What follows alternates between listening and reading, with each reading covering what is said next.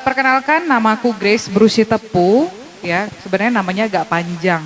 Grace Desi Ratu Fiona Brusi Tepu, tapi sering disingkat Grace Fiona Brusi Tepu. Aku masih samanya kita 11-12 ya. Umur kalian rata-rata berapa ini? 20, aku 21. Ya sama kita kan, jadi jangan jauh-jauh kali ya, dikitnya cuman jarak umur kita. Aku pun masih 21 tahun. Masih Permata, Permata di Runggun Sei Padang, sehari-hari sebagai psikolog, menangani kasus-kasus klinis untuk usia remaja sampai dewasa dan berpraktek di Medan dan juga di Kabanjahe. Di Medan berpraktek di Solusi Talent Development, namanya Biro Psikologi Jalan Hayamuruk. Kalau di Kabanjahe kita prakteknya di Simpang 6 Kabanjahe. Jadi agak sedikit kesana kemari perjalanannya, tapi begitulah situasi berpraktek pada saat ini. Dan kemudian sehari-hari juga bekerja sebagai, bukan bekerja ya, mengabdikan diri dalam gerakan pendidikan di dunia anak-anak di desa-desa. Jadi kami membuka rumah belajar gratis yang namanya tadi disebutkan oleh detasar kita ya, namanya Mentari Cilik Indonesia. Jadi kita buka rumah belajar gratis untuk anak-anak di desa sekitar Barus Jahe, namanya Desa Tambunan. Ada Apaikam Gia Arah Jah Kutandu, rumah belajar TAI Desa Tambunan gelarna. Jadi sudah berjalan hampir 6 tahun.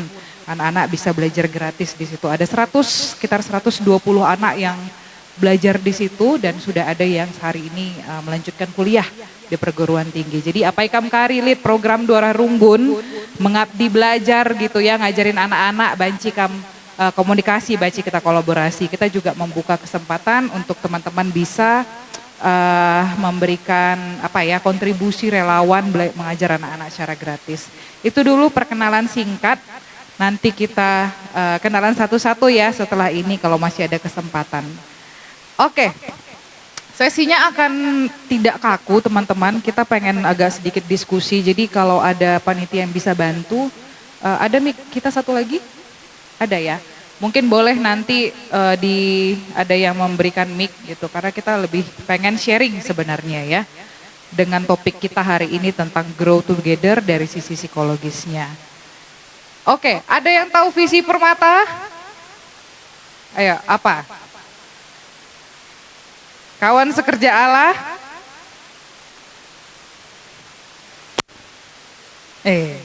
Ini perlu kita training lagi nih kayaknya ini. Ya, apa visi Permata? Aron dibatasi jadi i tengah. Sekali lagi bilang i tengah. Doni loh katanya. Doni itu bahasa Indonesianya apa teman-teman? Dunia. Bisa kita lihat keberadaan Permata kita hari ini? Enggak usah kita kudoni, udah lah ya kalau di dunia iya. Tapi apakah kita sudah menggenapi visi ini? Ada yang berani mengatakan? Kayaknya belum ya. Belum ya. Oke. Tapi itulah yang menjadi visi Permata yang harus sebenarnya kita jalankan. Artinya suatu organisasi itu akan bergerak untuk memenuhi visinya sendiri. Visi Permata katanya Aron dibatasi jadi rudang-rudang i tengah doni teman-teman. Bukan hanya sebatas terjeng klasis dairi. Tapi sampai doni. Itu berat itu. Kita lihat keberadaan Permata hari ini sudah berdiri 77 tahun. Visi misinya sebenarnya udah jelas. Kita punya yang namanya P3RT. Sepengetahuanku nggak ada sebenarnya organisasi pemuda yang selengkap Permata GBKP punya. Karena kita cukup lengkap dengan skemanya, dengan tata organisasinya. Sebenarnya kita udah cukup dibekali. Jadi yang kamu tengok sebenarnya itu persidangan-persidangan yang kita lakukan setiap kali misalnya LPJ kamu tengok tata persidangan itu sebenarnya begitulah memang tata persidangan. Kalau di DPRD, di DPR RI, kayak gitu juga lah tata persidangan yang sesungguhnya. Ya, ada apa namanya yang 3 orang di depan itu? Pimpinan sidang. Ada pimpinan sidangnya. Ada juga nanti yang bertanya, ada juga sesi-sesinya. Itu persis sebenarnya. Jadi sebenarnya organisasi Permata kita ini itu sebenarnya sudah sangat-sangat dibekali dengan tata organisasi yang udah sangat baik teman-teman. Jadi Sebenarnya Permata sudah punya tata organisasi yang jelas, udah punya visi misi yang jelas gitu. Tinggal bagaimana ini kita bekerja sama untuk memenuhi visi Permata itu. Aku cukup mengenal Permata karena aku juga sudah pengurus sampai lebih daripada 10 tahun. Jadi udah pernah menjadi ketua, sekretaris, bendahara, anggota bidang, udah hatam lah dalam dunia dunia organisasi Permata gitu. Dan beban-beban pergumulan Permata pun aku cukup memahami bagaimana kayak mana kita susahnya menjalankan program, kayak mana kita susahnya sehari ini tuh berpelayanan di dalam Permata. Makanya mungkin hari ini teman-teman mengusung tema Grow Together ya, mengingat ada kendala-kendala seperti itu. Oke, kita lihat secara database Permata. Kira-kira berapa jumlah anggota Permata satu Indonesia menurut Ndu? Kira-kira aja, banyak Ndu ini berapa ini? 100.000? 17.000? Ada yang bilang 17.000? 90.000? Oh, udah kamu tengok di ini kan, PowerPoint kan? Iya, ini dari data yang didapat ini dari konsolidasi pusat tahun lalu. Dia bilang jumlah secara database Permata kurang lebih 90.000 orang katanya. Kamu hitung min 90.000 yuk, semana itu banyaknya yuk? Satu kampung, entah satu kabupaten. Hah? Banyak lah pokoknya ya, uang 90.000 pun sebenarnya udah banyak, udah bisa kita beli kopi kurasa 2 entah 3 gitu kan. Apalagi kalau manusia 90.000, kurasa kalau pemilihan presiden udah ada sumbang suara 90.000, setidaknya udah ada sedikit naik berapa persentase lah itu. 10% lah mungkin ya, nggak tahu ya. Cuman 90.000 itu banyak sebenarnya. Kalau jumlah Permata secara database se-Indonesia. Tapi kalau kita tengok yang aktif berapa orang? Katanya hanya 30% yang aktif. Kalau kamu kutanya, hari ini berapa jumlah anggota di Runggundu? Lah banyak kan bilang, banyaknya ini piga kin, ulah kari banyak ninduka. Banyak andu endak sekai, seuga. 100? Mana yang bilang 100 tadi? Kira-kira yang aktif berapa orang bang? Cuman 11, berapa persen? 30% pun gak dapat. Kasih tepuk tangan dulu untuk abang kita yuk. Dari 100 orang yang aktif cuma 11, berarti 11 itu pengurus kami ini. Iya kan? Karena komposisi pengurus 11. Yang gue bahaya, isi anggota kena, isi silayani kena ya. Iya, udah gitu ya. Ada lagi, berapa? Yang sebelah sini ya? 3 bang. Ini 12 jumlahnya atau yang aktif? Yang aktif ya, berarti yang database, secara database kurang lebih berapa? 50, masih boleh lah ya 50 ke 12 daripada 100 ke 11 itu udah cuma 10% gitu ya.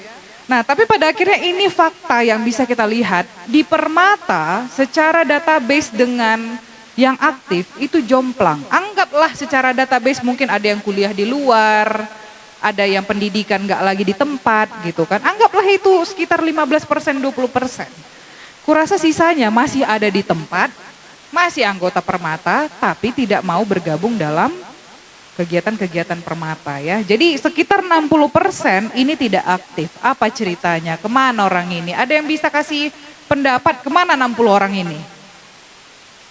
Kemana? Ada yang bisa kasih pendapat? Laidah ya, entah kemana lah ya. Nanti coba kita tengok alasan-alasan kenapa tidak bergabung dalam Permata. Tapi secara potensi kita bisa melihat usia Permata itu usia produktif. Kira-kira usia Permata dari usia berapa sampai berapa? 16 sampai? Belum nikah ya? Nggak tahu secara terakhir di P3RT kemarin sudah diubah atau belum. Ketentuan yang bisa dikatakan Permata itu sampai usia berapa. Tetapi kurang lebih itu adalah usia produktif. 16 sampai mungkin sekitar 38, 39, sebelum 40 itu masih termasuk usia produktif. Jadi secara potensi sebenarnya banyak yang bisa dilakukan oleh Permata karena memiliki energi, memiliki semangat, memiliki waktu gitu ya. Dan juga punya inisiatif, menguasai teknologi. Jadi sebenarnya banyak potensi Permata ini teman-teman. Cuman kenapa bisa Permata tidak berdaya gitu ya, itu yang jadi pertanyaan. Oke. Dalam mengerjakan visi menjadi permata Aron dibatasi jadi rudang di tengah-tengah Doni tentu tidak boleh dilakukan sendiri. Ada yang namanya pengurus, dari pengurus sektor, pengurus runggun, sampai pengurus pusat. Visi ini dikerjakan bersama-sama, bukan dikerjakan sendiri-sendiri. Maka dari itu sering terjadi pergumulan, pergesekan yang membuat semangat kita dalam melayani pun jadinya jadi menurun. Ya, karena nggak sejalan. Pusat bilang apa, klasis bilang apa, sampai ke runggun juga bilang apa, kebutuhannya berbeda-beda, masalah di runggun pun banyak, belum lagi tuntutan dari pusat. Jadi akan banyak sekali kendala karena ini organisasi permata ini sangat kolektif. Enggak cuman kita yang bikin program, tetapi kita juga punya program turunan dari pusat, betul kan? Ada banyak, bahkan ini program klasis ini ya, Bible Camp ya. Program klasis gitu, belum lagi program runggun masing-masing. Ini kan semua pengurus atau ada yang nggak pengurus ini? Ada juga yang nggak pengurus ya, macam-macam gitu ya. Tapi itu tadi di dalam permata ini dalam memenuhi visi menjadi Aron dibatai tengah Doni ini bukan pekerjaan sendirian. Nah, untuk mewujudkannya tentu ini nggak gampang. Makanya tadi pertanyaanku di awal, menurut Ndu udah sampai nggak kita ke visi itu? Padahal kita sudah 77 tahun berdiri. Udah ada nggak kira-kira kamu tengok anggota permata, entah sampai dia lagi di Amerika sana, mengabarkan Injil lah misalnya. Belum pernah kurasa ku begi ya. Belum pernah kurasa ada permata, runggun, Singapura misalnya. Belum pernah ku dengar. Paling jauh pun udah ada kita kurasa sampai Penang ya. Tapi itu pun kurasa belum ada permatanya. Artinya apa? Masih sangat jauh kita teman-teman dari visi kita. Entah pun selama ini kita hanya berpikir sampai terjeng runggun kita aja, sampai terjeng klasis kita aja, sampai pusat aja, itu pun pusat se-Indonesia, itu pun belum terakomodir semua. Padahal visinya rudang di tengah Doni. Jadi perlu ada pertanyaan reflektif ini untuk kita permata. Bagaimana sudah perjalanan permata sampai saat ini untuk menggenapi visi itu? Kenapa enggak visi permata dibilang di tengah Indonesia aja gitu? Kenapa harus dunia gitu? Berarti kan ada visi yang dilihat oleh founder permata dulu ke depan yang diharapkan kita sebagai pemuda-pemuda yang muda ini gitu ya. Tentu kalau kita mau sampai ke tahap dunia ada tahapnya, dari diri sendiri dulu. Baru ke orang lain dengan kelompok yang lebih kecil. Baru masuk ke tim, masuk ke organisasi, masuk sampai ke Indonesia lah dulu Gia ya, Sumatera Utara lah dulu yuk. Kayak kalian ini kan berkumpul dari satu klasis dairi. Lebih luas dari klasis dairi mungkin Sumatera Utara, lebih luas dari Sumatera Utara sampai Indonesia. Harusnya dampak permata bisa sampai ke sana, harapannya. Tapi hari ini kita pun masih bergumul di situ. Bukan cuman kamu, aku pun sebagai pengurus permata juga menggumulkan hal itu. Ngurus runggun sendiri pun belum beres gitu. Ngurus diri sendiri pun belum beres. Belum lagi sampai ke tengah Doni sana gitu kan. Nah itu dia pergumulannya. Jadi sebelum kita mengurus orang lain, ada yang harus kita urus dulu. Siapa? Diri sendiri. Ini juga yang sering menjadi pergumulan kenapa kita bisa sampai hari ini belum sampai ke visi kita itu. Ini ibaratnya hambatan internal teman-teman. Kayak apa ya? Kayak kamu mau lari tapi ada jeratnya gitu. Harapan tuh pasti besar untuk permata ini. Apalagi kalau kita, ada yang hadir Mupol kemarin? Ada ya, aku nggak hadir tapi aku sedikit banyak dengar tentang Mupol. Pasti semuanya pengen yang terbaik untuk permata. Pengen pasti ngasih ide-idenya gitu. Tetapi kadang-kadang kita pikir, mampu nggak ya merealisasikan itu gitu. Mungkin kita sendiri ngerasa, aduh ngapain lah masuk-masuk permata, udah buang waktu, buang energi, teman-temannya pun susah dibilangin gitu ya. Banyak hambatan yang sebenarnya dimulai dari diri kita sendiri dulu yang menghambat kita tidak bisa bertumbuh untuk lingkungan yang lebih luas lagi gitu. Kira-kira menurut kamu apa hambatan dalam melayani di permata? Ada yang bisa kasih masukan? Ini kayaknya aku harus turun ini, jaraknya agak sangat jauh. Jadi, yuk, ada yang bisa kasih masukan kira-kira menurut lu apa yang menjadi hambatan dalam melayani di permata? Ini secara realistis aja, realita Kam di Runggundu gimana? Bisa jadi berbeda dengan kami di Sepadang ya. Siapa yang bisa kasih masukan? Nah, gini udah enak. Ya Bang, pengurus. Iya ya, ketua permata, jakena ketua permata. Siapa? Iya Bang, Kam. Pegang kamera, iya pegang kamera dengar Kam ya. Ya, mungkin hambatannya di bahasa aku, dagam aku permata si baru dengar lah, tapi engkau dipercayakan teman-teman jadi ketua. Jadi hambatannya mungkin adilit permata yang lebih tua, bagi adis katakan megelut, tapi adilas katakan lah sesuai kaisi kita harapkan bagilah. Engan saya hambatannya adi bahasa aku, jujur. Gelarku Dion Tairpan di Ginting. Oh iya, tungguin kira berat nanti. Jujur Dion, tepuk tangan dulu untuk teman kita. Masih muda, piga umur ndo. 10 pitu, tuh lah ya. Dengan ya sehu permata nggo kaya jadi ketua.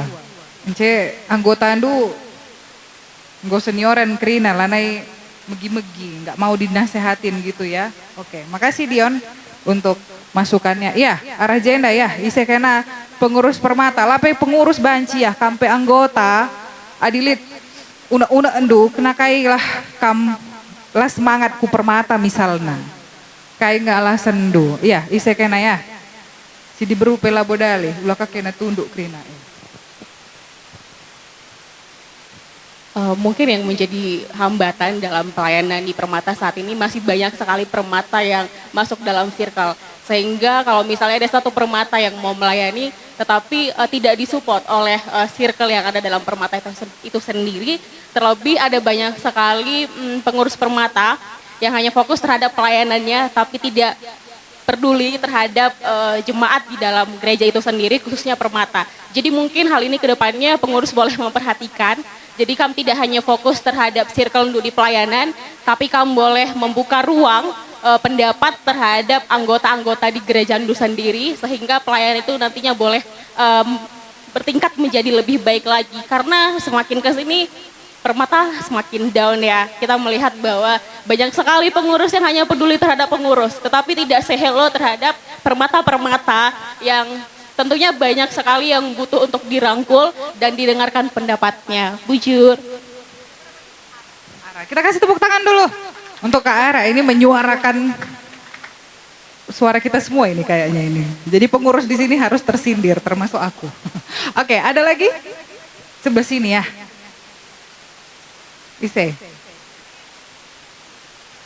Ise? Ya Bang. Ada? Nggak ada.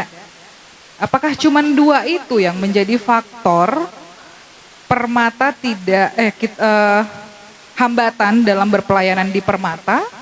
Bisa jadi ya. Coba kita lihat slide-nya, kita masuk. Jadi kami mencoba membagi ke dalam 4 aspek ya.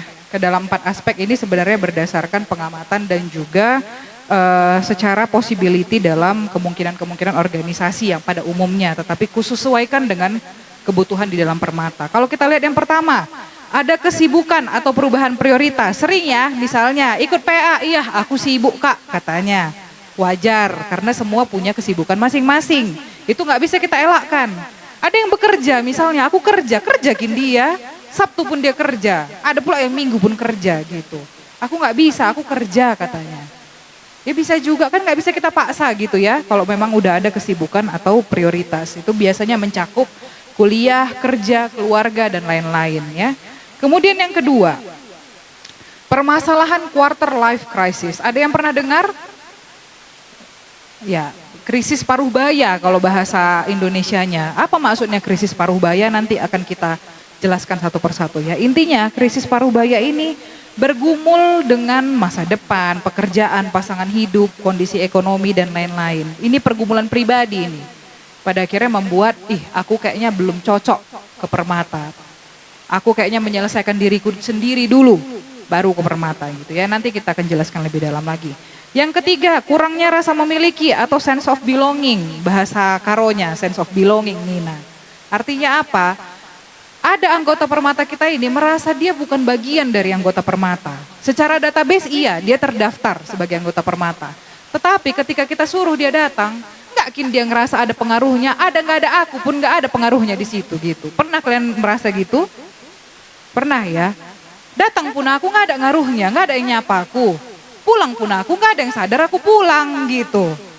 Ada pun aku nggak pandainya aku ngapa-ngapain, nggak ada talentaku.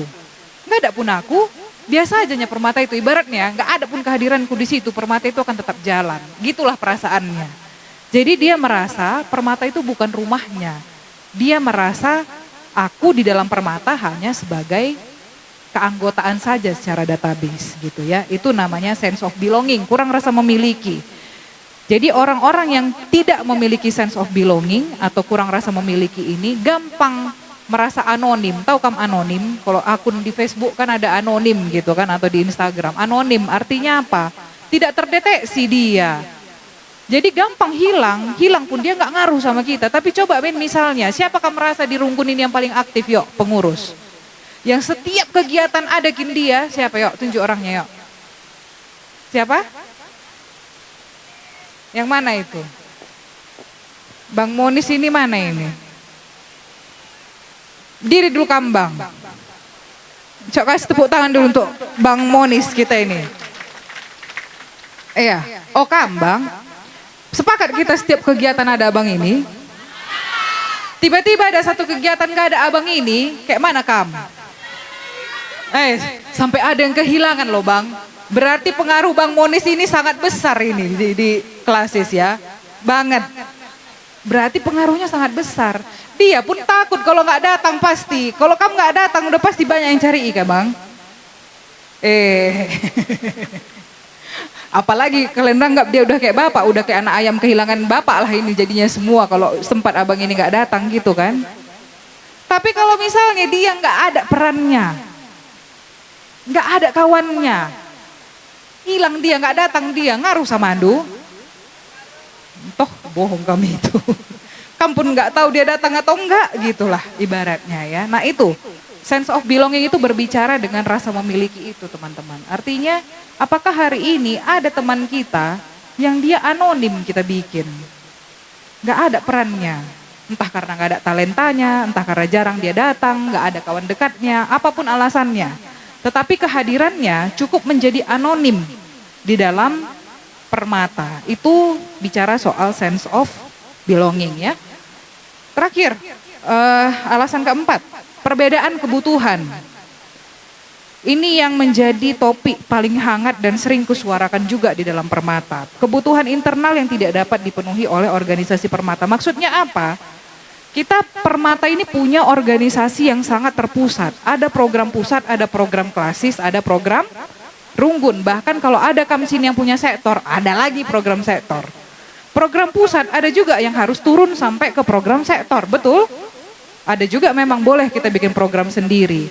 Tapi akhirnya kita jadi terpaku sama program, sama kayak Kak Ara bilang tadi. Pengurus hanya fokus sama kepengurusannya aja. Kenapa? Karena banyak hal yang harus dikerjakannya. 11 orang dia, programnya mungkin ada 20. Makanya kadang sering ada double-double kerjaannya gitu. Dia pengurus pembinaan misalnya, dia ngurus PA, dia lagi ngurus Bible Camp, dia lagi ngurus Tahkai de Bakrina gitu. Padahal yang ngurus cuma 2 orang, ketua sama sekretaris saja kan di dalam pengurus gitu. Belum lagi program pusat, belum lagi program ini. Padahal kalau kita tengok, jangan-jangan itu nggak menjadi kebutuhan permata saat ini. Kayak yang dibilang Kak Ara tadi, mungkin kebutuhan permata saat ini udah berbeda.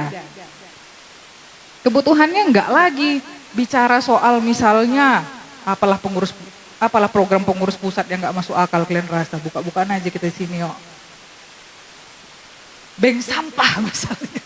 Nggak terasa sama kita mungkin di pusat. Tapi mungkin kita harus mengumpulkan iuran juga mungkin misalnya gitu ya. Kailah bank sampah ini entah apa gunanya pun gitu. Cuman dialah di pusat sana lah yang bisa merasakan dampaknya misalnya. Tapi pengurus harus mengerjakan program itu, betul. Harus berkontribusi juga kita gitu. Kenapa? Karena programnya terpusat sampai ke bawah. Makanya itu yang sering juga aku suarakan. Harus teman-teman pengurus di sini kenali anggota Andu, kenali kebutuhan anggota Andu. Jangan langsung ketiplek buat program. Tahun lalu kayak gini, fotokopi lagi. Tahun ini kayak gini juga. Yang berubah cuma anggarannya aja.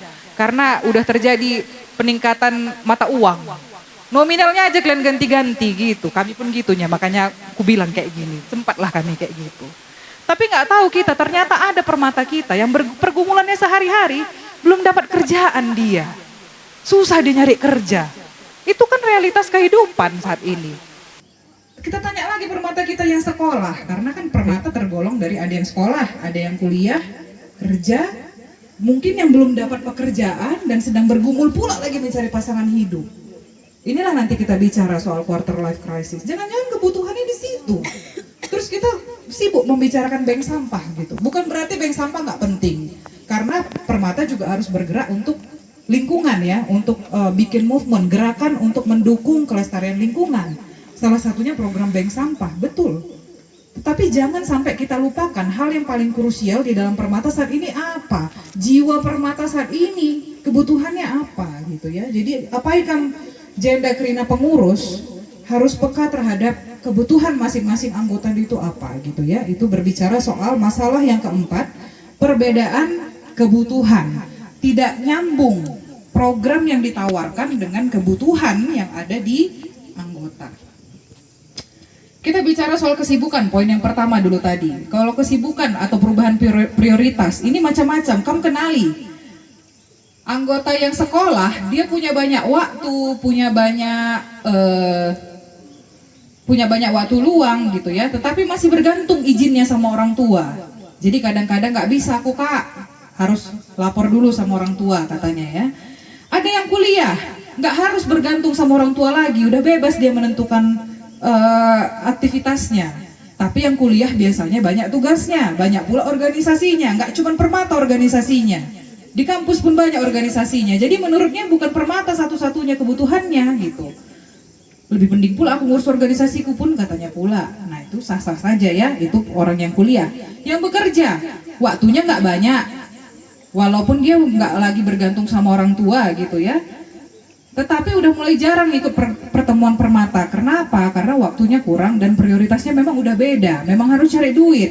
Kalau ditinggalkan ya kerjaannya berkurang pendapatannya gitu. Itu juga kadang-kadang menjadi hambatan. Kemudian yang mencari pekerjaan, ini juga bisa menjadi salah satu faktor kenapa teman-teman yang sedang mencari pekerjaan tidak bergabung ke permata. Kenapa? Merasa minder. Ih kawan-kawanku udah kerja semua, aku belum. Ih, masuk permata nanti keluar pula uang. Kan ada uyuran permata, ada kutipan-kutipan lagi yang lain, manggang-manggang kita bikin, ada pula kontribusinya, kan nggak beli minum gitulah. Jadi merasa minder, pada akhirnya nggak mau bergabung ke permata, menarik diri karena merasa tidak cukup lebih baik daripada teman-teman yang lain. Itu permasalahan tadi, permasalahan terkait kesibukan. Yang kedua, permasalahan quarter life crisis atau transisi menuju dewasa awal. Siapakah di sini yang nggak mengalami kebingungan? Ada? Ya udah pastilah. Jalan hidup gitu, nggak ada kebingungan. Ada? Enggak ya. Kurasa kita semua di sini lagi ada dalam fase quarter life crisis. Apa itu quarter life crisis? Itu krisis paruh baya. Maksudnya krisis paruh baya usia separuh.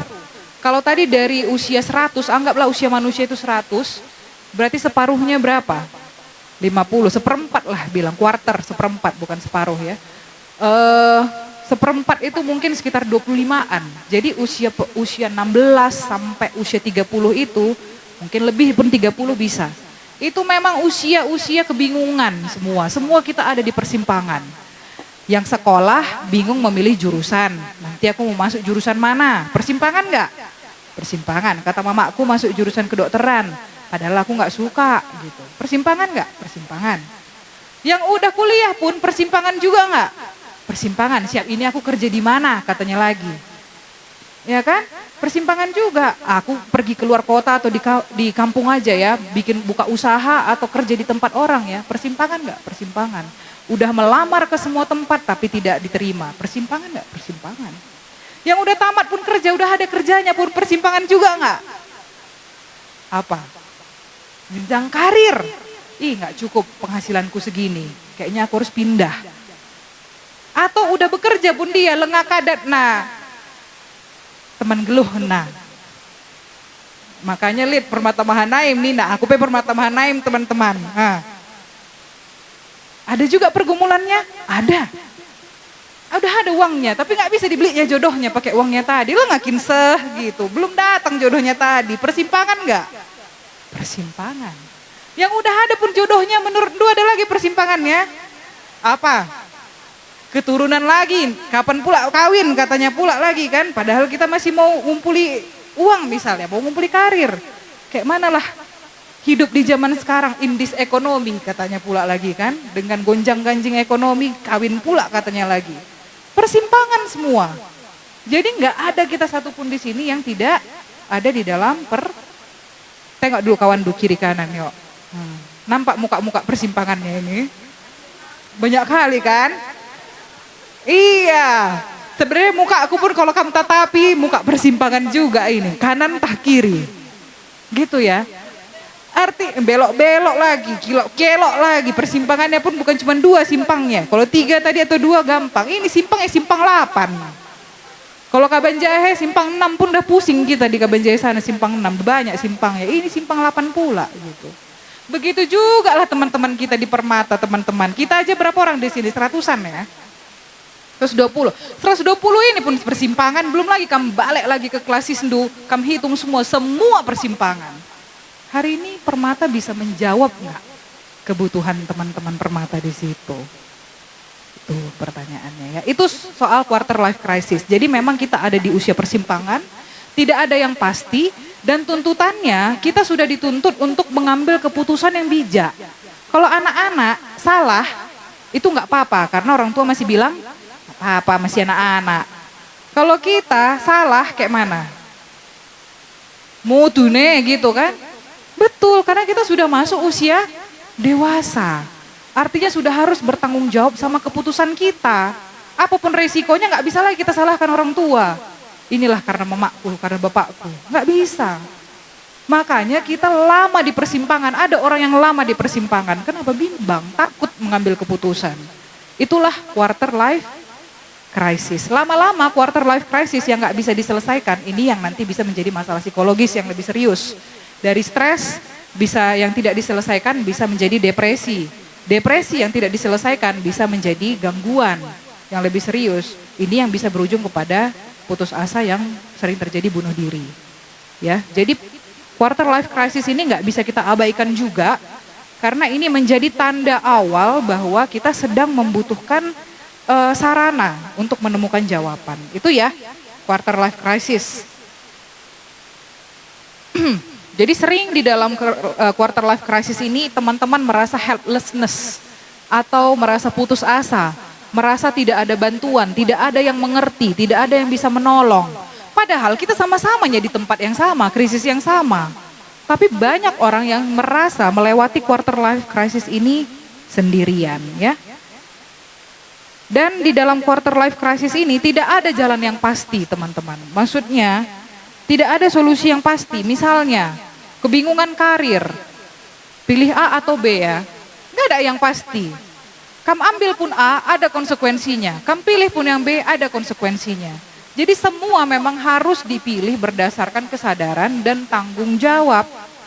Itulah yang dituntut pada kita di usia quarter life crisis ini. Jadi merasakan kegalauan, ragu terhadap kemampuan diri, berpikir hidup nggak ada arah, khawatir berlebihan, banyak menyesali keputusan hidup di belakang. Ya itulah ciri-ciri orang yang lagi krisis dalam KLC. Bukan cuma kalian, bahkan aku pribadi pun terkadang masih harus bergumul dalam KLC, tetapi harus belajar terus setiap hari ya. Artinya masih banyak kebingungan-kebingungan dan persimpangan yang memang saat ini sedang dihadapin gitu. Dampaknya apa? Dampaknya jadi sering membandingkan diri dengan orang lain, didominasi oleh perasaan negatif, sehari-hari bisa sedih, tidak bersemangat, termasuk tidak bersemangat masuk Permata. Bisa juga, ada juga menjadi muncul perilaku bermasalah seperti impulsif, adiksi. Adiksi itu apa? Kecanduan misalnya, bisa kecanduan game, banyak sekarang kecanduan judi online, kecanduan-kecanduan yang lainnya, bahkan bisa sampai ke perilaku-perilaku menyimpang atau misalnya narkoba gitu.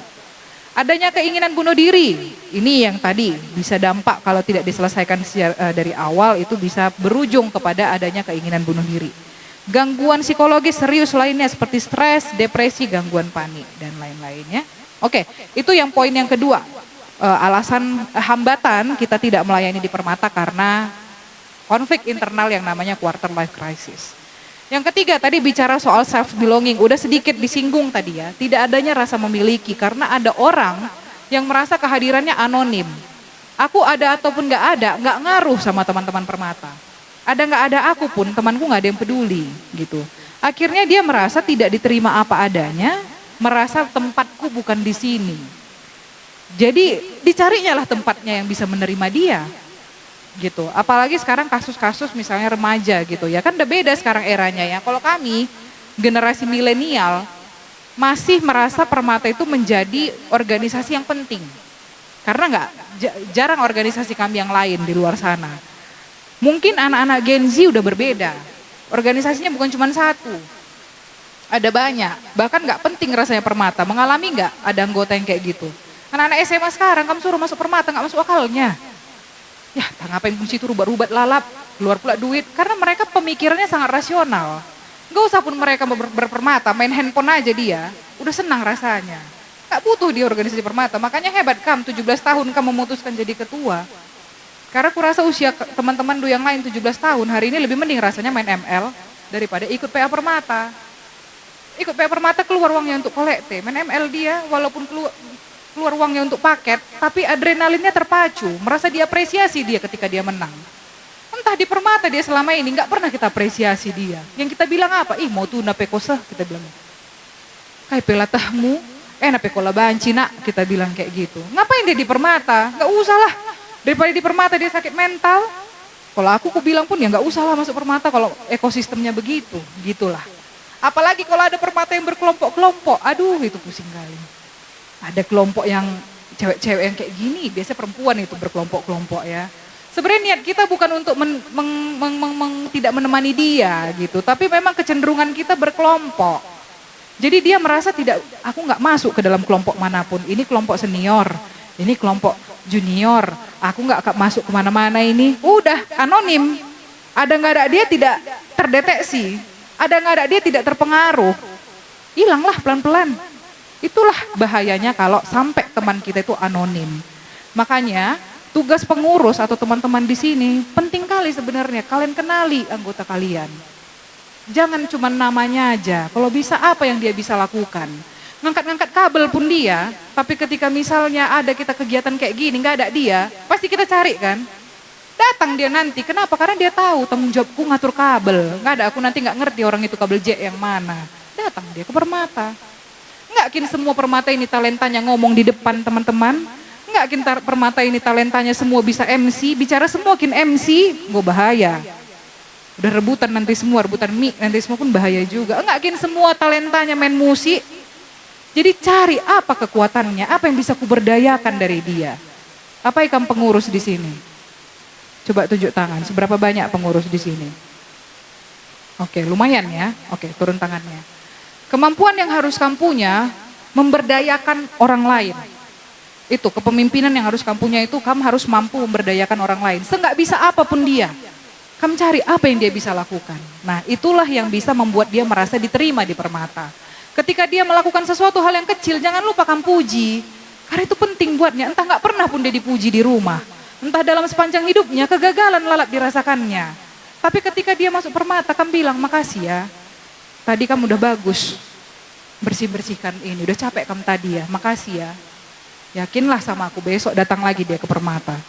Enggak pun ada kamu kasih apa-apa, tapi dia merasa aku dibutuhkan di Permata. Kehadiranku penting bagi Permata. Bukankah itu yang sedang kita cari, kebermaknaan hidup? Teman-teman di quarter life crisis ini, di tengah banyaknya alasan untuk membuat kita putus asa, kita pasti mencari satu alasan yang membuat kita makin terasa bermakna dalam hidup. Bisa jadi Permata. Aku berharap kehadiran Permata justru memberikan makna bagi kehidupan orang. Harusnya kita bisa sampai ke situ teman-teman ya. Itulah berbicara soal self of belonging atau rasa memiliki. Jadi kalau nggak ada rasa memiliki, Gampanglah teman-teman kita ini merasa kesepian, menarik diri, kehilangan motivasi, justru mencari tempat penerimaan di luar permata. Jadi jangan kamu salahkan kalau besok dia misalnya bergabung ke geng-geng motor. Karena geng motor yang menerima dia. Nggak apa-apa nak, santai aja, banyak masalahmu ceritakan sini katanya. Jangan-jangan kita di permata nggak pernah kita punya sesi sharing. Kayaknya enggak. Dalam PA pun yang kita lakukan apa? Kita baca buku permata, buku PA, itu aja udah kita lakukan. Tapi jarang kita mendoakan apa yang bisa kudoakan dari kamu. Secara personal ya, kalau doa syafaat kamu tanya, ada yang mau didoakan? Gak ada yang mau didoakan. Iya, sekolah, kuliah, besok ujian katanya. Lalap ujian. Besok ujian katanya, padahal gak minggu TS pun ujian kak katanya kan. Cuman itu aja, kenapa nggak mungkin dibukanya masalahnya depan satu permata itu 30 orang kalian di situ. Baru diputuskan dia sama pacarnya. Kan nggak mungkin ceritakannya di situ, doakan aku kak, patah hati aku, diputuskan aku. Bilangnya min tadi udah pasti itu jadi bulan-bulanan kalian. Udah pasti kalian bilang, iya mau tukelko, masih banyak ikan di luar sana, masih banyak laki-laki, masih banyak perempuan. Tapi itulah pergumulannya teman-teman gitu ya. Jadi seberapa sering kita hari ini memahami kebutuhan emosional teman-teman kita ya. Itu, jadi banyak orang datang ke gereja untuk mencari Tuhan.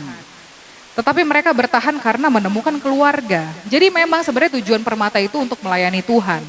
Tetapi gak hanya berhenti di situ, Tuhan juga menyuruh kita melayani sesama. Karena ketika kita melayani sesama, kita juga sudah melayani Tuhan. Gitu. Jadi jangan lupa ya teman-teman, harus melayani teman yang kanan dan kiri kita. Jangan sampai terabaikan. Program yang baik memang penting, tetapi yang membuat seorang terus bertumbuh adalah ketika ia merasa diterima, dihargain, dan memiliki tempat. Itulah yang disebut sense of belonging. Ya. Yang terakhir, masalah perbedaan kebutuhan. Yang tadi dibilang, nggak ketemu apa programnya dengan kebutuhan permata. Jadi ada 3 kebutuhan basic yang dibutuhkan oleh manusia. Kalau 3 aspek ini terpenuhi, dia akan merasa puas dengan hidupnya. Yang pertama kebutuhan untuk mandiri, namanya autonomi. Jadi kebutuhan untuk merasa punya pilihan. Di mana kamu di sini yang kemana-mana harus lapor orang tua? Masih ada?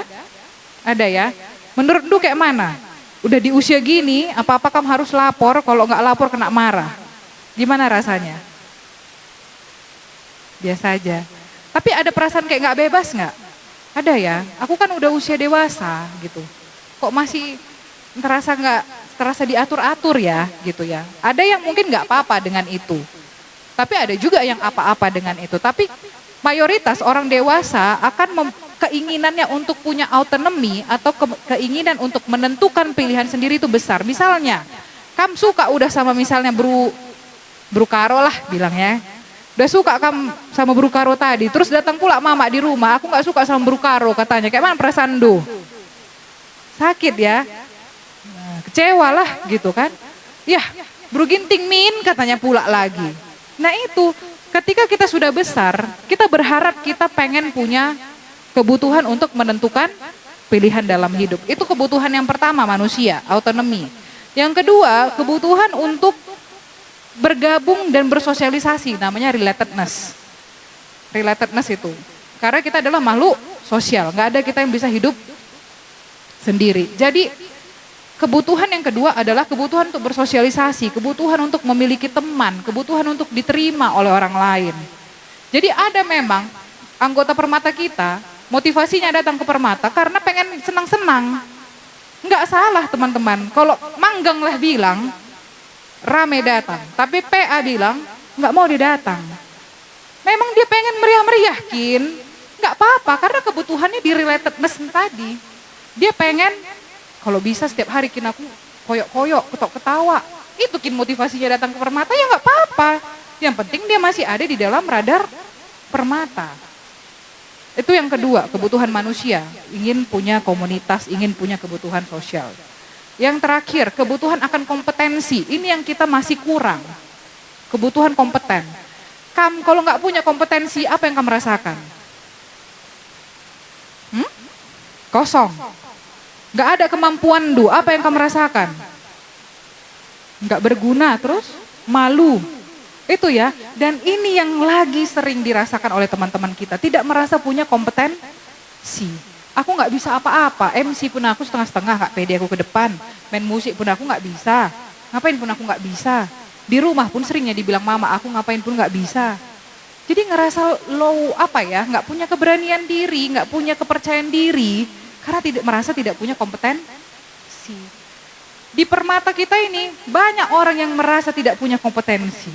Kira-kira program apa yang bisa kami bikin untuk memenuhi rasa kompetensi orang? Ada yang bisa kasih masukan? Ada? Clueless ya, nggak tahu ya, karena kita nggak pernah menyentuh sampai ke situ. Kenapa nggak kita bikin program yang bisa menambahkan skill teman-teman kita? Misalnya sesimpel skill edit video. Anggaplah semua udah punya CapCut, tapi kan nggak semua bisa ngedit video. Setidaknya kalau kita panggil orang yang mahir untuk bikin pelatihan, setidaknya kan udah punya skill dia. Kalau dimasukkannya ke dalam CV, udah berani dia bikin skill edit video. Tapi nggak pernah kita berpikir sampai ke situ. Kenapa? Karena itu tadi perbedaan kebutuhan. Yang kita sediakan programnya tidak terlalu dibutuhkan kehidupan anggota permata kita. Banyak hari ini kami juga bekerja di dunia HRD. Kami menerima lamaran-lamaran gitu ya. Kami mewawancarain orang, termasuk tes Vikaris juga kami ikut berpartisipasi ya di dalam tes Vikaris GBKP. Bukan dia nggak punya kemampuan gitu. Nggak percaya diri dia untuk menuliskan di CV-nya apa kemampuannya. Jadi yang ditulis cuma yang umum-umum aja, bisa bekerja sama dengan baik, bisa berkomunikasi dengan baik. Semua kita pasti menulis itu di dalam CV kita. Tapi hari ini bukan kalian yang tidak berkompeten, tetapi kalian yang nggak cukup percaya diri untuk mengasih tahu kalian itu kompetensinya apa. Harus spesifik. Karena kalau enggak semua kita punya kemampuan yang relatif sama gitu. Kalau berkomunikasi dengan baik, semua pasti berkomunikasi dengan baik. Tetapi skill apa yang kamu bisa punya yang membandingkan dengan orang lain? Misalnya kayak Kamba, siapa nama Andu? Swanda. Misalnya kamu udah pegang kamera, pede nggak kamu bilang kamu bisa motret? Pede lah ya, makanya hari ini kami yang diberikan tugas untuk motret kamera. Kira-kira bisa nggak kamu gunakan untuk misalnya nanti kan, mau cari kerjaan sampingan lah, bisa nggak kamu kira-kira gunakan? Bisa-bisa aja. Siapa nanti situ yang ada acaranya, bisalah part time gitu kan. Lumayan, bisa nggak untuk dapat duit? Bisa. Gitu loh teman-teman. Jadi ada satu kebutuhan juga yang harus kita pahami bahwa teman-teman permata kita ini juga butuh yang namanya rasa kompetensi. Jadi kalau bisa kamu nanti coba bergerak ke arah sana ya. Kalau misalnya ada kesempatan. Kalaupun gak ada kesempatan, setidaknya kamu berdayakan teman-teman permata untuk terlibat dalam pelayanan. Itu kan juga mengasah kompetensi. Misalnya dengan mempercayakan MC. Itu kan melatih dia untuk ngomong di depan. Jangan kamu cari yang jago ngomong, kamu jadikan MC. Itu dia nanti one man show. Dia aja terus nanti jadi MC lalap. Yang lainnya tetap merasa anonim lah. Ada nggak ada aku pun nggak ngaruh gitu. Coba percayakan yang nggak bisa ngomong jadi MC. Nggak pede aku kak. Ayo sama kita berdua kita bisa kamu. Anak kecil baru bisa jalan, bukan tiba-tiba lahir langsung bisa jalan. Tapi ada prosesnya, tatah-tatah dulu, dipegang dulu tangannya, baru akhirnya bisa jalan, kemudian bisa berlari. Demikian juga kita teman-teman di dalam permata. Kehadiran kita mungkin bisa membantu orang lain untuk dia menemukan kompetensinya. Jadi upayakanlah kamu menjadi orang itu gitu kalau bisa. Kami di rumah belajar, visi kami simpel. Kami menemukan kelebihan anak-anak di semua kekurangannya. Dari semua kekurangannya. Jadi kami nggak fokus sama kekurangannya. Kalau dia nggak bisa matematika, nggak kami paksa belajar matematika. Tapi kalau misalnya dia nggak bisa matematika tapi dia bisa main bola, setidaknya dia nanti bisa jadi pemain bola. Gitulah. Setidaknya nanti dia kalau nggak pun dia kuliah, nggak ada misalnya dana untuk kuliah, bisa dia sekolah bola, gitulah karena skillnya. Jadi mampu kita melihat talenta orang lain di balik kekurangannya. Itulah yang harus teman-teman sadarin dan berpikir sampai ke sana.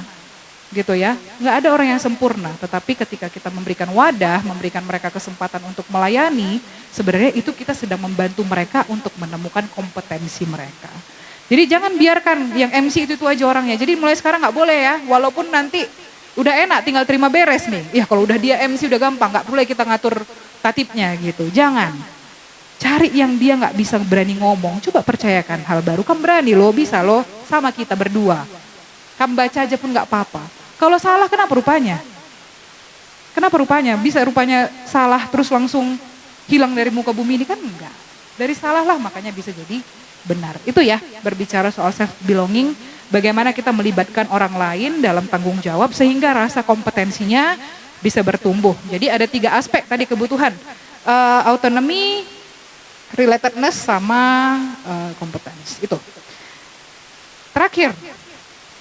Jadi kehadiran Permata saat ini menjadi wadah yang memang bisa untuk strategis, untuk bisa memberikan ruang bagi teman-teman kita memenuhi itu tadi semua. Karena tempatnya udah ada, program ada, anggaran ada, tinggal kita bagaimana kita bisa bertumbuh bersama sehingga dalam Permata ini kita bisa punya rasa saling memiliki, bisa bertumbuh bersama dan seperti tema kita hari ini, grow together gitu. Bukan cuma satu aja yang bertumbuh sendiri, yang lainnya enggak. Tapi bertumbuh sama-sama. Nah ada satu faktor yang bisa menjadi melindungi, dibilang itu faktor protektif. Satu faktor yang menjadi faktor protektif dan pengaruhnya sangat besar untuk kesehatan mental seseorang dan keberhasilan seseorang. Apa adanya namanya dukungan sosial, social support. Kehadiran Kamp Permata di sini sebenarnya untuk menjadikan wadah Permata menjadi orang yang memberikan social support itu ke orang lain. Jadi bukan hanya kita kumpul-kumpul aja di Permata, enggak. Tetapi Kamlah orang yang memberikan dukungan tadi kepada teman-teman. Dukungan itu ada berapa? Ada 4. Satu dukungan emosional, yang kedua dukungan informasional, yang ketiga dukungan materi, yang keempat dukungan secara rasa keberhargaan ya. Kalau bahasa Inggrisnya kita lihat dulu, nanti aku takut salah pula. Satu, dukungan emosional. Jadi kita memberikan dukungan secara kebutuhan emosionalnya. Misalnya ada teman kita yang sedih, ada masalahnya. Biasanya apa yang kamu bilang? Jangan sedih ya. Gitu kan? Udah ya, jangan sedih lagi ya gitu. Kalau kamu misalnya lagi ada masalah disuruh orang jangan sedih. Kayak mana perasaan Hah? Tidak membantu kan? Udah orang lagi sedih, suruhnya lagi jangan sedih. Itu kan nambah beban ya. Jadi tambah lagi tuntutan gitu. Tambah lagi tuntutan, udah orang lagi sedih, dibilang pula jangan sedih. Kan tambah lagi tuntutan itu. Mending aku gak usah ceritalah daripada yang dibilang jangan sedih gitu. Tapi kita gak ngerti cara memberikan dukungan sosial secara emosional itu seperti apa. Padahal niat kita bukan menyakiti dianya. Tapi karena nggak ngerti kita, apa yang harus kubuat ya, banyak kali pun masalahnya gitu. Kadang kita menguatkan dia dengan cara apa? Gak apa-apa ya, nanti udah baiknya itu. Masalahku lebih besarnya daripada masalah tapi berhasil kulewati. Ini bukan soal adu nasib, soal adu masalah, tapi soal empati. Bagaimana kamu memberikan empati kepada teman yang sedang memiliki pergumulan tanpa harus membanding-bandingkan dengan diri atau diri orang lain. Itulah namanya empati. Apa bedanya simpati sama empati, yuk? Simpati kartu, empati belum jadi kartu gitu kan. Simpati, misalnya kamu ada lihat orang yang kurang mampu misalnya, kasihan ya, itu simpati. Tapi kalau empati, kasihan dia ya, aku bisa merasakan apa yang dirasakannya. Walaupun kamu gak ada di posisi itu, tapi kamu pakai sepatunya gitu. Jadi gak bisa kita judge orang itu, tapi kalau kita gak pakai sepatunya itu susah. Pakai dulu sepatunya, kamu gak harus ada di posisi itu. Tetapi kamu merasakan apa yang dirasakannya. Misalnya, Kak aku baru putus cinta lah. Kenapa kamu putus cinta? Selingkuh dia. Adik selingkuhnya, tinggalkan aja itu. Oh, bodoh itu. Tapi kita gak mendengarkan. Kenapa dia bisa sesakit itu, diselingkuhi? Pasti ada sebabnya. Yang dia butuhkan saat itu bukan lagi kita bilang dia bodoh. Dia pun udah tahu dia bodoh. Nggak usah lagi kamu bilang dia bodoh. Itu makin membuat dia makin merasa bodoh. Gak usah lagi kamu bilang dia bodoh. Dia pun kurasa sudah tahunya dia bodoh. Ya, yang dia butuhkan apa? Teman yang mendengar. Teman yang berempati. Kurang mendengar apa lagi ya kan? Iya memang itu yang dibutuhkan. Gak apa-apa, memang agak capek. Mendengarkan orang ini pun capek. Kayak kami, tugas kami apalah? Kerjaan kami sehari-hari mendengarkan orang. Ada mendengarkan cerita pagi, ceritanya A. beda orang lain lagi ceritanya B, beda orang lagi ceritanya C. Kami merasakan beban emosional yang sangat besar menghadapi klien-klien dengan berbagai masalah. Tetapi ketika mereka merasa didengarkan, udah selesai masalahnya 50% lah, walaupun belum ketemu solusinya. Tapi dia merasa ada teman, ada dukungan. Oh, ada orang yang mengerti aku. Ada orang yang memahami kondisiku. Udah. Itu yang dibutuhkan orang pertama kali, penerimaan, teman-teman. Jangan sampai dia merasa tertolak. Banyak kali masalahku, aku udah gak ada kerja, keluarga aku bermasalah, kompetensiku gak ada, apapun aku gak bisa. Datang dia ke Permata, kita bilang pula, kenapa baru datang sekarang? Kita bilang pula, dia pun tadi datang udah dengan sekuat tenaga, kemana aja kamu selama ini? Kita bilang pula kan, terima aja apa adanya. Kalaupun kamu gak bisa memberikan solusi, gak apa-apa, karena kadang-kadang orang bercerita tidak membutuhkan solusi, tapi yang dibutuhkan apa? Didengar. Dengar aja dulu. Makasih ya kamu udah mulai cerita. Aku juga gak bisa ngasih solusi apa-apa sama Andu. Tapi kapan kamu cerita aku ada di sini ya. Udah, simpel, itu aja. Itu yang namanya emotional support. Yang kedua, itu ada dukungan yang berupa instrumental. Instrumental ini memang misalnya yang betul-betul konkret. Misalnya gak ada uangnya, pinjamlah aku uang gitu. Ya butuh uang, konkret dia. Kalau ada kasih, kalau enggak jangan. Kalau bisa hati-hati juga. Jangan kamu merasa misalnya ketika kamu ngasih uang, jangan kamu berharap balik gitulah. Kalau mau ngasih uang, saranku siapkanlah hati itu memang kamu tidak menuntut balik gitu. Kalau kamu nggak siap, jangan kasih pinjam. Daripada nanti ribut karena perkara uang gitu. Itu dukungan instrumental namanya ya, dukungan yang betul-betul konkret. Misalnya, tolonglah jemputkan dulu adekku, nggak bisa ku jemput gitu ya. Itu dukungan instrumental, jelas dan konkret. Itu juga termasuk dukungan. Yang ketiga, dukungan informasional. Informasional ini dengan kita memberikan informasi, itu juga udah dukungan sama teman kita. Contoh, nggak ada kerjaanku gitu kan. Aku nggak punya kerja. Apa yang bisa kita bantu? Memberikan informasi loker, itu juga dukungan. Jangan pelit memberikan informasi. Termasuk misalnya, kalau misalnya teman-teman misalnya bikin program, bisa aja menghadirkan HRD misalnya. Kayak mana cara jitu untuk lulus wawancara misalnya. Itu kan juga dukungan informasi. Ada ku tengok di sana, ke situ kamto. Itu dukungan informasi. Ada teman kita yang punya gangguan mental, punya masalah psikologis.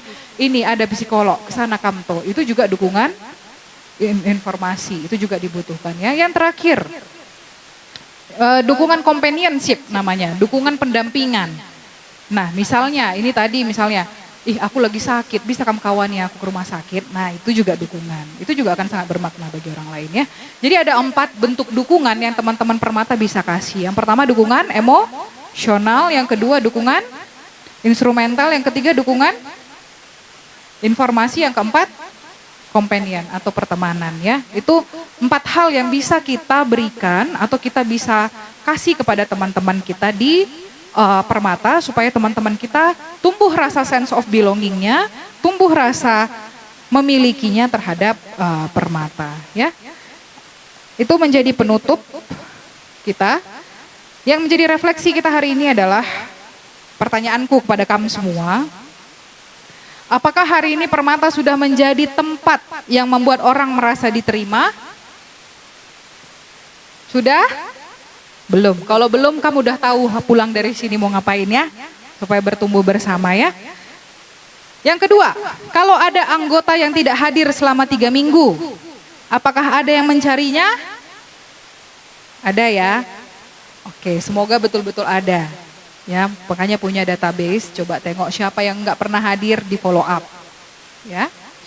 Terakhir, apakah kita lebih dikenal sebagai komunitas yang sibuk membuat acara atau sebagai komunitas yang saling mengasihi?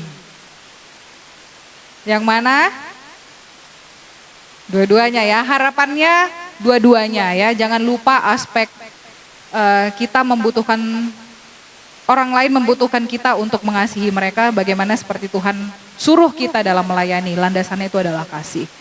Sebagai penutup, di 1 Korintus 12 ayat 27 dibilang, kamu semua adalah tubuh Kristus dan masing-masing adalah anggotanya. Jadi nggak ada kita di sini yang lebih hebat, nggak ada kita di sini yang lebih dominan. semua punya peran yang sama untuk memajukan Permata, semua punya kontribusi yang sama untuk menjadikan visi Permata itu menjadi nyata, menjadi rudang i tengah Doni. Ya, semoga dari sesi hari ini bisa menumbuhkan insight atau menumbuhkan kesadaran buat teman-teman. Sepulang dari sini buatlah program yang dengan sangat kreatif untuk bisa meningkatkan rasa memiliki bagi teman-teman Permata dan sehingga kalian bisa bertumbuh bersama di dalam Tuhan. Itu kami kembalikan lagi kepada MC, semoga tidak overtime. Terima kasih teman-teman. Mari kita berikan tepuk tangan untuk pembicaraan teman-teman. Jadi panjang kali lebar Kakak Putri cerita, ngasih materi, saran, ngasih pemahaman sama kita semua. Jadi kita sendiri, jadi juga untuk kita membawa diri kita ke tengah-tengah Permata. Jadi kita buka sesi pertanyaan, mungkin ada kamu mau nanya tentang masalah internal yang mungkin nggak menjadi internal lagi. Terus juga masalah di tengah-tengah Permata juga keren.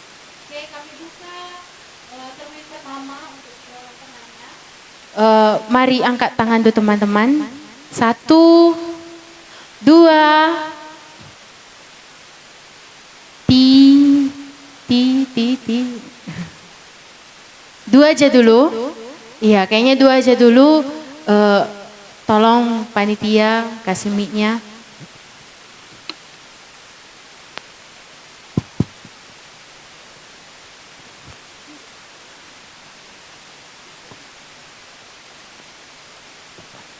Perkenalkan nama Mandu Runggundu juga ya Kak. Shalom, perkenalkan aku Ara Kaban, aku dari Runggun Gunung Stember. Ya aku mau bertanya Kak Grace, sebenarnya ini berangkat dari pengalaman pribadi. Jadi sehari-hari aku bekerja sebagai MC.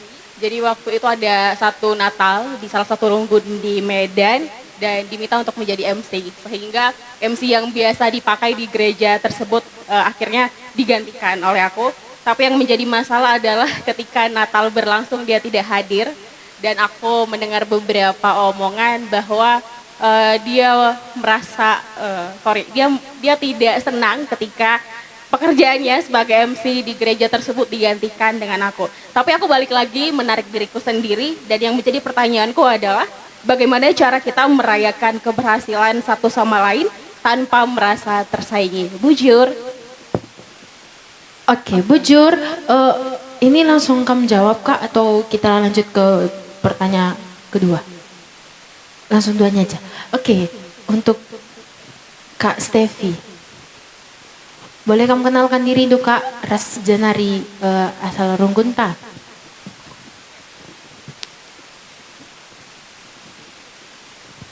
Ya, Shalom Banta Krina. Jadi, izin dan nungkunate kami. Perkenalkan nama saya Stevi Monica Tarigan. Kami Ibas Runggun Bertungun Julunari. Mungkin agak gedang kari sitik pertanyaan kami si pemenang lebih. Dengan kondisi di daerah kami Kak, kami rata-rata bukan niku ya anak sekolah ataupun pekerja yang bekerja di bidang-bidang administrasi. Bagai kira-kira program peningkatan skill seperti apa yang bisa kami buat di Permata Klasis? Donge si pedua kan? Adi ini Dunda cara supaya Permata ini merasa dihargai di tengah-tengah perpulungan entah pei Basurunggun, dihargai keberadaan bagai berikan dia satu tugas yang membuat dia itu berguna. Lead manfaat ia di tengah-tengah Runggun Kayak mana kalau kondisinya kayak gini Kak? Ia nggak diberikan tugas, tapi dia tidak bertanggung jawab. Kayak mana cara menghadapi permata-permata seperti itu? Halo, ya. Menghargai dia dengan memberikan satu tanggung jawab, tapi itu pun tidak ditanggung jawab. Ya. Tes.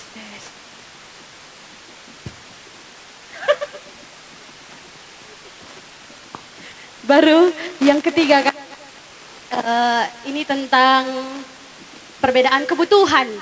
Tadi ada istilahnya autonomi ataupun hak untuk memutuskan segala sesuatu di hidup kita pribadi. Jadi ini mungkin agak dia ke ranah individual dia konteksnya. Ada kemarin kami baca di salah satu buku bimbingan PA, adalah kami salah tema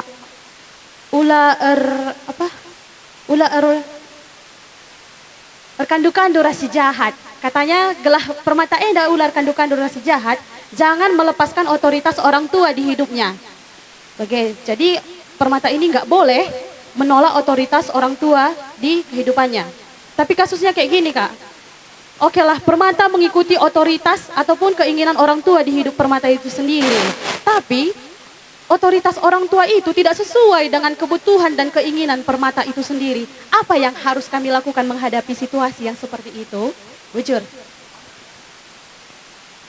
Iya, Bujur, masih ada kah teman-teman yang mau bertanya? Oke, kayaknya cukup 2 aja dulu Kak. Langsung.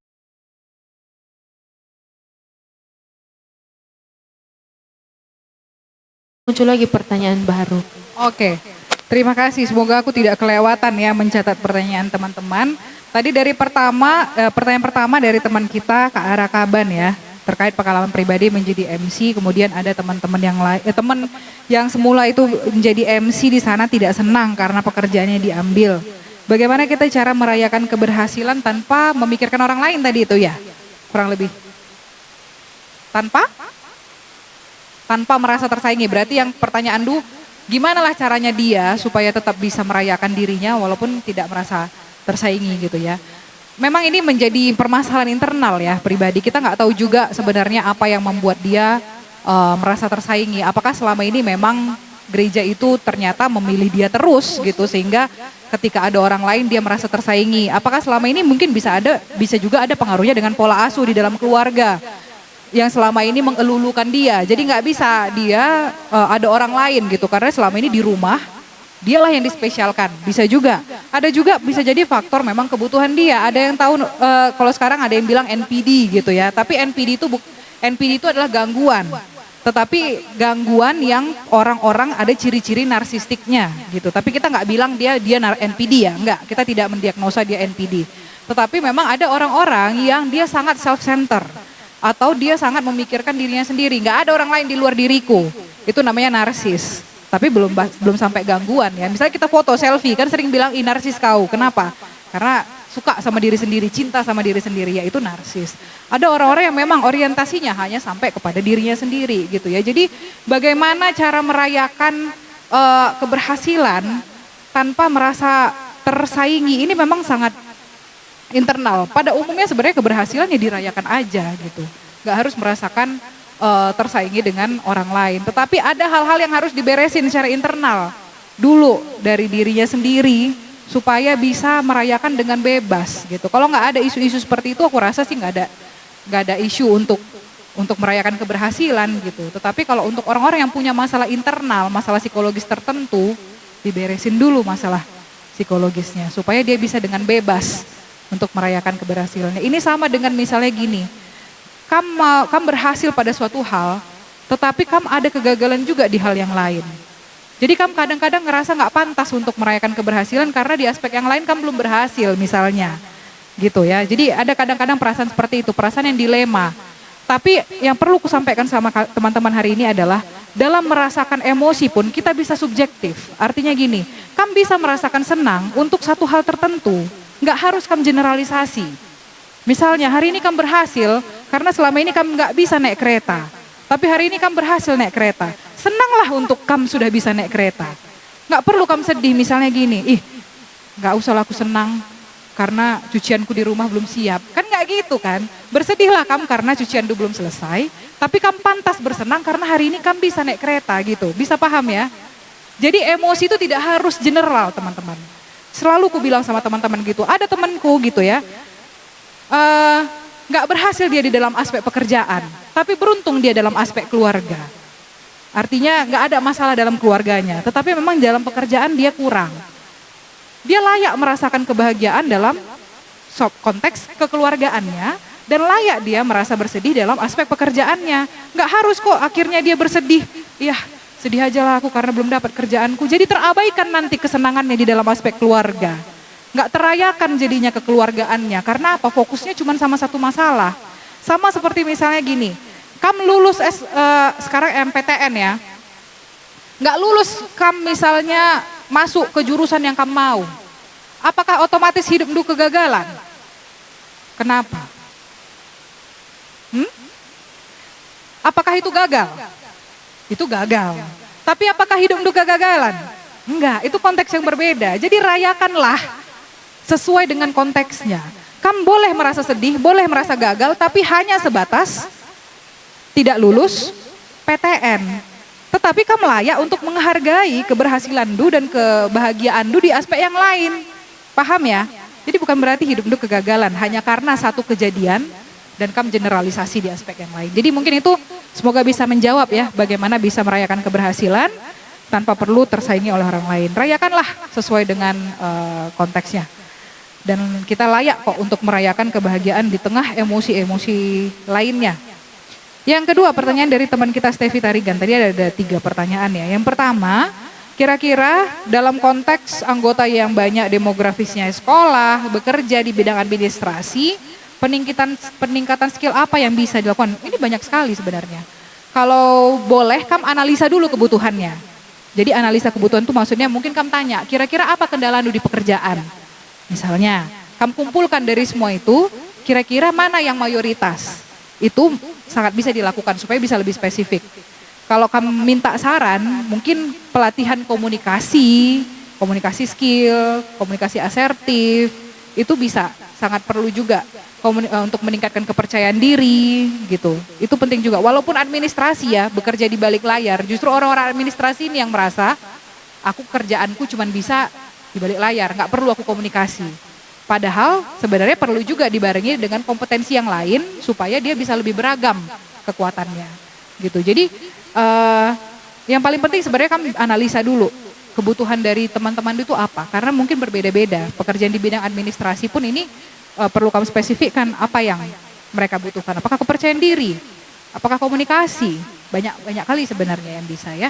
Atau mungkin dia bermasalah dengan atasannya, kenapa? Karena komunikasinya mungkin, karena rendah diri mungkin. Nah bisa coba cari, bikin pelatihan untuk meningkatkan kompetensi komunikasi, untuk bisa meningkatkan kepercayaan diri gitu ya. Kemudian pertanyaan kedua, agar bisa dihargai, kita berikan tugas kepada Permata, tapi gimana kalau dikasih tugas tapi dia nggak bertanggung jawab? Nah, bisa jadi masalahnya bukan di sense of belonging, bisa jadi masalahnya di quarter life crisis tadi. Makanya kan ada 4 tadi ya. Kalau masalahnya di sense of belonging, tentu solusinya kita berikan dia tugas.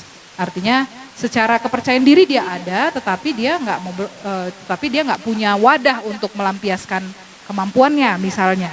Tapi ada orang-orang yang tanggung jawabnya kurang. Nah ini kan bisa jadi pertanyaan ini. Berarti ada yang belum selesai dengan dirinya sendiri sehingga tanggung jawabnya tidak tumbuh. Bisa jadi masalahnya bukan di sense of belonging, tapi di quarter life crisis. Nggak cukup merasa mampu mengemban suatu tugas. Nggak punya kesadaran untuk mengemban yang namanya tanggung jawab. Gitu. Nah kamu nggak usah tuntut dia untuk melakukan suatu tugas, kamu yang capek nanti gitu. Berarti artinya ketika kamu kasih dia satu tugas dia nggak melakukan, berarti belum sampai ke situ nih, berarti kebutuhannya bukan di situ. Bisa jadi kebutuhan dia pendekatan secara individual. Kenapa dia nggak merasa tanggung jawab selama ini? Mungkin selama ini banyak kali yang bilang dia nggak pandai, nggak berhasil, nggak ada yang percaya sama dia, takut dia, cemas dia, atau dia nggak ngerasa ini menjadi tanggung jawabku gitu. Pendekatan secara personal, bisa jadi masalahnya bukan di sense of belonging, tetapi bisa jadi masalahnya di quarter life crisis tadi. Jadi perlu pendekatan personal. Sehingga dia hadir bukan karena tugas, ada juga bisa orang hadir karena segan dia sama Andu, udah terlalu baik kamu sama dia gitulah. Akhirnya segan dia sama Andu, datang dia. Jadi ada otoritas yang kamu kasih berdasarkan rasa trust, kepercayaan. Datang kami adekku PA, karena segan dia sama Andu, kamu sudah peduli sama hidupnya, terakhirnya datang dia. Nah kalau udah kehadirannya udah mulai sering, kalau tanggung jawabnya udah mulai muncul, baru kamu kasih peran. Gitu. Jadi jangan lupa aspek pendekatan dulu. Kamu misalnya tiba-tiba ada orang asing. Besok MC kamu ya, kamu bilang, percayalah aku enggak kak katanya. Aku enggak kak, 10 jari dia mohon, aku enggak kak katanya. Tapi kalau udah segan desa mandu, kalau udah percaya desa mandu, sama kita besok ya dek, MC kita, kamu bilang, berani dia pasti ke depan. Gitu. Jadi jangan lupa aspek relasinya dulu yang dibangun sebelum kita memberikan tugas dan tanggung jawab sama dia. Jangan sampai tugas yang kita kasih justru menjadi beban sama dia, kayak menjadi otoriter dirasa. Ih kakak ini nyuruh-nyuruh aja pun gitu. Jadi jangan lupa bangun dulu rajut hubungannya. Ketika udah dapat trustnya, mau apapun kamu suruh, kurasa akan diperjuangkan ya karena dia menghargai kamu gitu. Jadi jangan lupa aspek hubungan emosionalnya yang perlu dibangun ya. Kemudian yang ketiga, bagaimana jika tadi kan ada kebutuhan untuk autonomi, tapi bagaimana kalau ada, memang kemarin di dalam Permata ada judul PA ulah erkandu-kandu ya, ini baru aku pelajari juga ini istilah erkandu-kandu ini. Intinya kita jangan menolak otoritas orang tua. Betul memang, sebenarnya yang bisa mungkin kuberikan pandangan adalah kita tidak berarti dengan autonomi kita menolak otoritas orang tua, bukan begitu. Artinya dengan kita menunjukkan rasa autonomi, memenuhi kebutuhan autonomi kita, bukan berarti harus menjadi orang yang apatis juga. Artinya gini, otoritas orang tua tidak harus berbicara sampai keputusan. Misalnya gini, kita menerima otoritas orang tua berarti apapun yang dikatakan orang tua kita iyakan. Maksudnya di sini menerima otoritas orang tua, jangan sampai kita berjalan dengan keputusan kita sendiri dan mengabaikan kehadiran orang tua. Jadi nggak harus sampai kepada keputusan. Misalnya gini, apa yang kamu bilang A kata mama, kamu bilangnya B. Gitu kan, bukan berarti karena kamu punya kebutuhan otonomi harusnya aku B gitu. Jadi akhirnya kan hubungannya rusak jadinya dengan orang tua. Tetap kamu rasakan ada kehadiran orang tua di situ, tetap kamu hargai gitu. Jangan kamu abaikan kehadiran orang tua. Tetap kamu hargai ada orang tua yang punya kebutuhan ataupun dia pengennya yang B. Jadi mungkin bisa jadi pengambilan keputusan tuh agak kamu tahan dulu. Gak harus terburu-buru, kamu tahan dulu dengan mempertimbangkan kehadiran orang tua. Jadi maksudnya otoritas orang tua itu sebenarnya itu. Jadi harus bijak 50-50. Kemauan orang tua juga kamu bisa elaborasi, kemauan lu juga bisa kamu akomodir gitu. Tetapi kalau memang nanti pada akhirnya berujung pada keputusan, diskusikan dulu dengan orang tua. Jadi bukan berarti kamu ngambil keputusan, enggak, aku punya otonomi. Kamu enggak mau kudengarkan, aku sudah dewasa gitu. Nah itulah yang nanti jadi masalah baru ke depannya gitu. Tetap kamu hargai ada orang tua Andu yang belum sepakat sama Andu hari ini, berarti kamu jangan dulu buru-buru buat keputusan. Hargain dulu keputusan orang tua, pendapat orang tua. Nah itulah maksudnya menghargai otoritas. Ada orang tua di situ yang harus kamu hargai pendapatnya meskipun pendapatnya berbeda. Artinya menunda dulu membuat keputusan supaya dapat dulu keputusan bersama. Kalaupun belum dapat, cari penengah orang lain, konsultasi sama orang lain.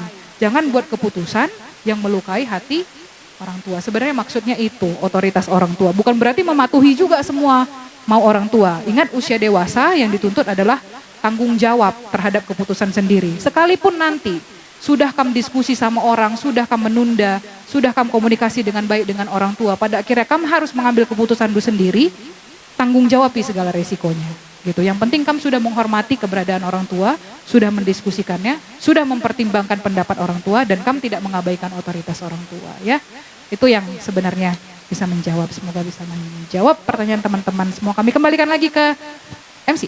Oke, terima kasih Kak.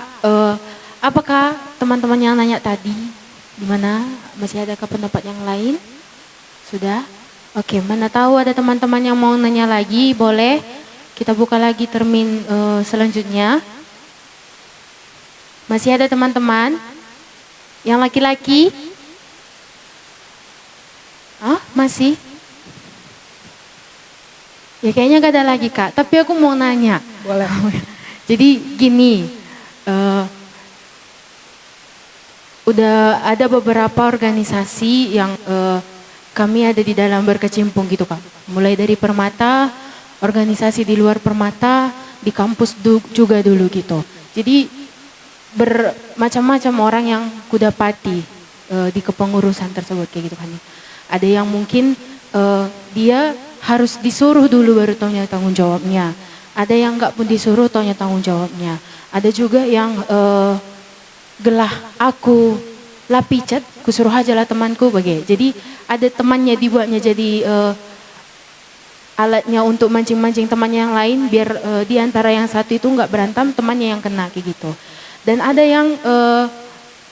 yang paling buat aku kadang sampai sekarang kesal adalah orang yang dia mau menerima jabatan itu tapi hanya untuk menaikkan namanya gitu Kak. Dia cuma mau naikkan namanya, erdahin lang, ketika dia memberi saran atau usul, mungkin saran atau usulnya nggak bisa diterima banyak orang, yang ada dia nembah bagi lanai rara gitu. Dan setelah ada pengevaluasian mungkin kayak gitu, dia aku baginda gitu.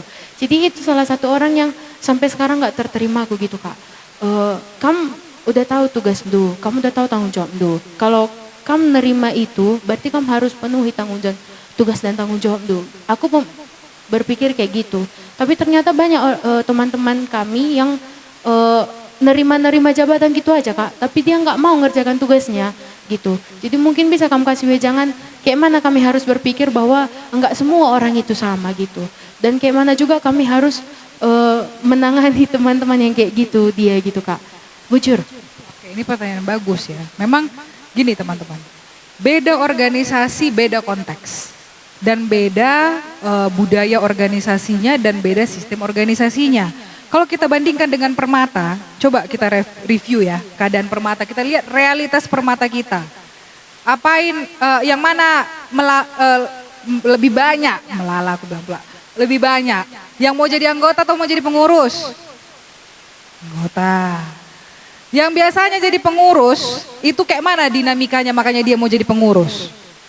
Dipaksa, terus. Biasanya dijanjikan janji palsu itu. Sama kita nanti, aku bantu kamu nanti katanya. Itu kan janji palsu itu, pas nanti udah jadi pengurus, nggak ada. Gelanggolit, itu kan kita kan. Gelanggo. Sebenarnya dari awal pun, kenapa bisa terjadi masalah itu? Karena dari awal masuknya ke dalam pengurus pun itu sebenarnya sudah salah gitu. Makanya ini juga yang sebenarnya harus kita suarakan teman-teman. Kenapa minat teman-teman Permata kita menjadi pengurus itu sangat minim? Nah, itu yang menjadi pertanyaan besar. Ada yang bilang karena nggak ada dapat apa-apa. Harusnya kalau nggak ada dapat duit, harusnya ada yang memang merasa aku masuk Permata aku bisa dapat skill. Tapi kayaknya nggak ada yang mau melihat itu. Memang dimasuk di dalam Permata ini memang jatuhnya jadi apa ya? Memang harus dengan kesadaran penuh lah bahwa kita mau melayani Tuhan. Karena ini organisasi Permata beda dengan organisasi kampus misalnya. Organisasi kampus memang menawarkan skill, menawarkan relasi. Dengan kita masuk organisasi itu kita dikenal orang, akan lebih luas jaringan kita, relasi kita ada manfaatnya. Kalau masuk Permata, aku rasa itu yang perlu dipikirkan juga. Karena dari awal masuknya menjadi pengurus pun motivasinya udah salah. Otomatis jadinya tanggung jawabnya pasti berbeda. Makanya penting kalau misalnya harapannya ya sebenarnya, harapannya idealnya. Maunya berlomba-lomba kini yang mau jadi pengurus ini, makanya enak kita milihnya gitu. Kita pilihlah yang berdasarkan yang memang tanggung jawabnya paling tinggi. Ini enggak, udah dia pula yang tanggung jawabnya enggak ada, tapi dia pula yang mau. Makanya kita kan rata-rata memilih pengurus bukan berdasarkan kapasitasnya, tetapi berdasarkan kesediaannya, kemauannya, gelah enggo.